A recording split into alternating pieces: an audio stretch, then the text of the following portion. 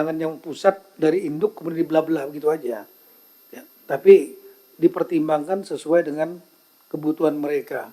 Nah, nanti tentunya keputusan di tangan pemerintah pusat. Tapi mereka diberikan kesempatan untuk mengusulkan. Saya kira gitu. Terima kasih. Pimpinan sedikit lagi, pimpinan sedikit lagi. Pak Menteri, maaf ini Pak Menteri, saya paham bahwa ini lintas kementerian. Tapi kalau berbicara masalah pelayanan kesehatan Pak Menteri, maaf, ini terkait juga dengan kematian ibu hamil dan stunting. Jadi saya berharap Pak Kementerian Dalam Negeri mensupport lah. Karena ini program Bapak Prabowo ini kita harus peduli dengan menekan angka stunting. Terima kasih pimpinan. Makasih. Nanti biar Menteri Kesehatan nanti yang. Ya, tapi saya harus menekankan karena ini kan kata-kata terakhir beliau itu penting sekali bagi saya. Soalnya saya nggak mendukung Pak Prabowo kan.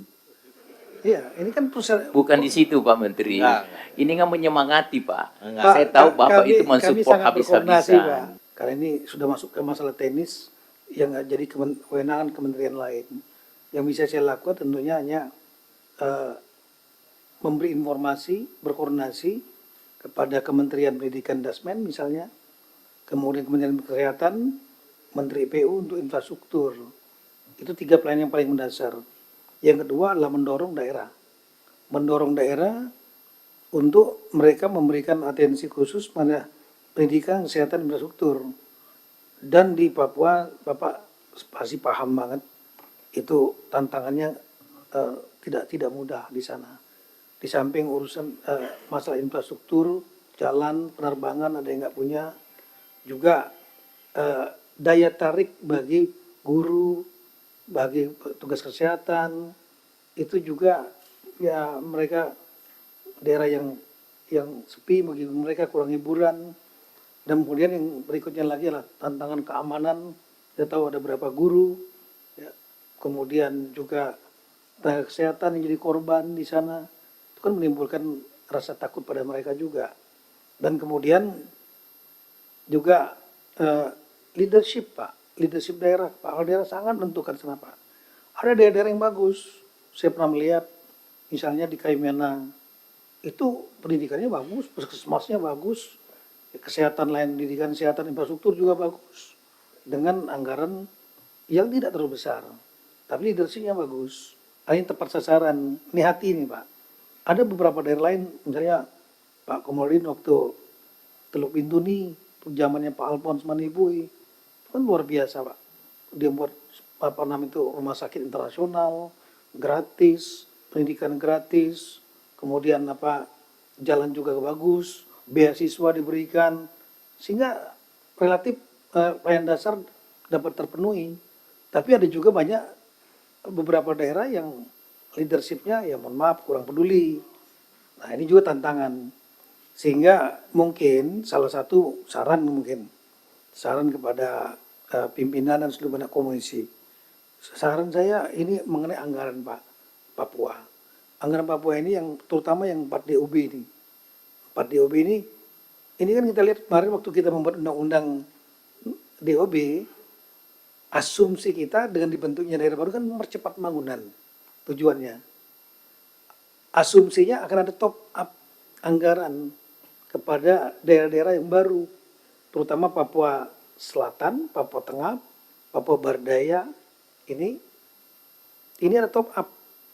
Tapi yang terjadi saat itu kan dibagi aja. Dari Papua induknya dibagi ke 3 daerah lain. Papua Selatan, Papua Tengah, Papua Pegunungan. Yang dari Papua Bardaya dibagi aja. Dari jatahnya Papua Bardaya dibagi sebagian ke Papua Bardaya. Yang jadi problem sekarang Papua Induk, bebannya masih berat, pegawainya masih banyak, rumah sakitnya menjadi rumah sakit rujukan, gitu, bagi daerah lain. Sementara uangnya udah turun dari kemarin berapa belas triliun menjadi 2 triliun. Gitu. Nah tadi kan udah lihat sendiri, contohnya Papua Selatan 900 miliar, kan? Kemudian Papua gunungan yang berat seperti itu 1, triliun. Nah sehingga kami menyarankan agar daerah-daerah ini mereka diberikan tambahan kapasitas fiskal mereka yang ya mungkin sesuai dengan kita minta usulan dari mereka, tapi masuk akal. Nanti kan bisa diperhitungkan. Sehingga mereka bisa memiliki ruang gerak manuver. Contoh ini, yang kita bangunkan kan baru gedungnya. Ini jujur nih kita mau lihat. Yang dibangun dari Pak APBN adalah gedung kantor pemerintahan daerah baru. Kantor MRP, kantor DPRP. Bagaimana kantor-kantor dinas? Kantor-kantor dinas ini perlu. Nah, apakah diambil dari APBD? APBD-nya 900 miliar tadi, Papua Selatan. Sehingga saya menyarankan kalau bisa, kalau memang kapasitas fiskal kita kuat, saya juga akan berbicara di internal pemerintah, sebaiknya bukan ditambah lah. Jangan yang pusat dari induk kemudian dibelah-belah begitu aja.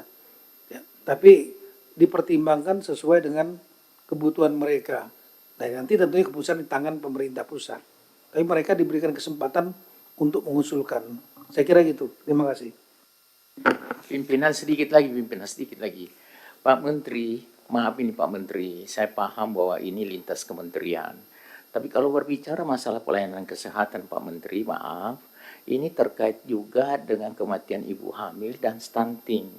Jadi saya berharap Pak Kementerian Dalam Negeri mensupport lah. Karena ini program Bapak Prabowo ini kita harus peduli dengan menekan angka stunting. Terima kasih pimpinan.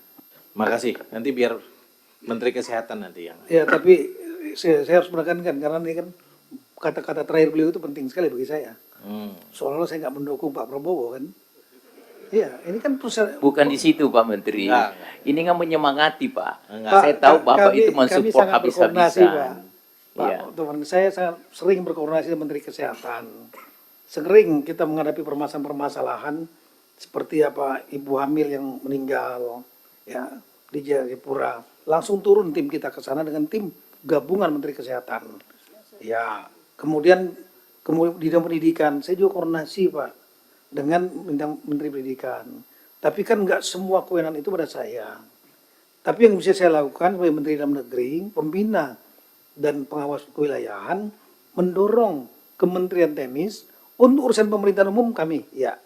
Ya, ini Saya yang mendorong maksud, pemerintah Pak. daerah, iya. Tapi kalau untuk sampai ke teknis, termasuk DAK misalnya, DAK sampai Menteri Kesehatan, sampai dalam Pak, tapi saya nggak akan sampaikan di sini secara detail. Misalnya memberikan DAK kepada Provinsi Papua, Pak, ini Bang Komar tahu. Untuk rumah sakit umum diperbaiki, enggak juga. Uang udah diserahkan tapi enggak efektif. Akhirnya apa yang terjadi? Sudah Pak Menteri Kesehatan diskusi sama saya. Saya bilang, Pak Tito, saya mau bangun aja. Baru langsung di bawah Kementerian Kesehatan rumah sakit di Jayapura yang ada di mana dekat Kota Raja ya. Saya bilang, bagus sudah. Ambil aja. Bukan diambil alih, buat aja. Langsung dikendalikan Kementerian Kesehatan.